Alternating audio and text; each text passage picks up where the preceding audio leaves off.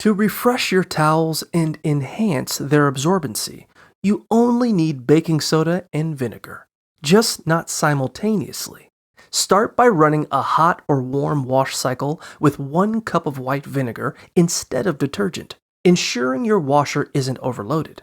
After that, sprinkle 1 cup of baking soda over the damp towels and run a second wash cycle using the same settings. Once finished, dry your towels as usual, avoiding fabric softeners to prevent buildup. For optimal results, wash towels in smaller loads to ensure even detergent distribution, and consider using dryer balls to improve softness and absorbency. Washing new towels before use will also increase their water holding capacity. Following these steps will help you achieve fluffy, absorbent towels for your bath or shower.